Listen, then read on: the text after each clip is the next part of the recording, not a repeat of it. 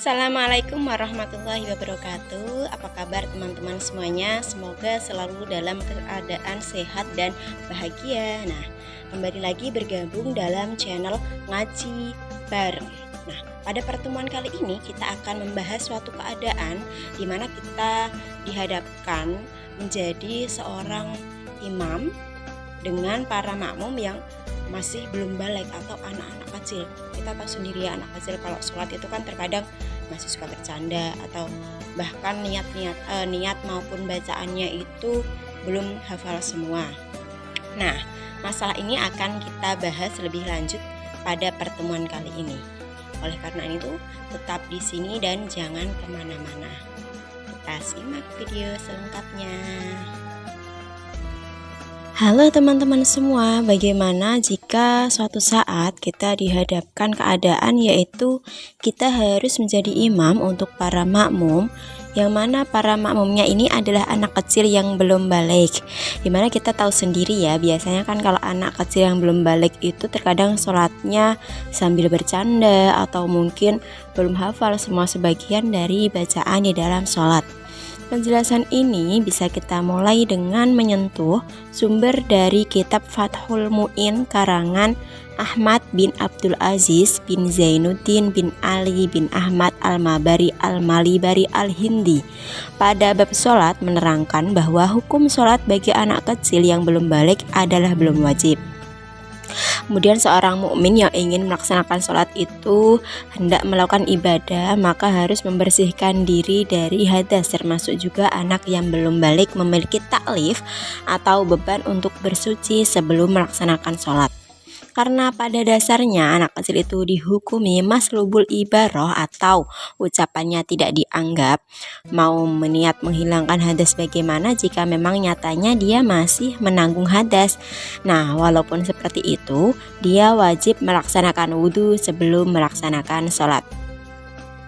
Kemudian dalam Al-Isnawi Al-Muhimmat fi Syahrir Raudhah wa Rafi'i juz 4 halaman 949 menyebutkan Bismillahirrahmanirrahim wa ahliyatas sholati bitamyiz fala ahliyatal lil majnun waswabiyil ladzi la yumayyiz wa hadza adharul wujuh, yang artinya keahlian sholat itu standarnya adalah tamyiz, karenanya tidak ada keahlian sholat bagi orang gila dan anak kecil yang belum tamyiz. Ini adalah pendapat yang paling kuat. Nah, dari ini kita bahas mengenai sholatul tamyiz, yaitu sholatnya anak-anak yang sudah tahu tentang hal baik dan buruk.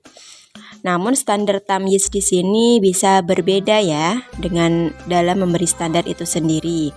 Nah, standar tersebut bisa dari tahu arah atau orang tamyiz itu adalah anak yang sudah tahu arah, atau ada yang punya standar bisa membedakan apa yang manfaat baginya dan tidak. Kemudian ada yang memberi standar bisa merawat dirinya sendiri, seperti bisa mandi sendiri atau istinja sendiri ya, seperti itu.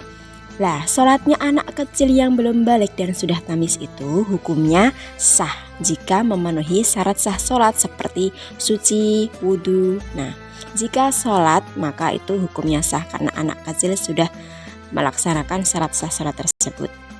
Begitupun kita misalnya menjadi imam kemudian makmumnya adalah anak kecil, maka kita juga harus niat menjadi imam jika ingin mendapat fadilahnya sholat jamaah, yaitu mendapatkan pahala 27 derajat dibanding dengan sholat sendirian.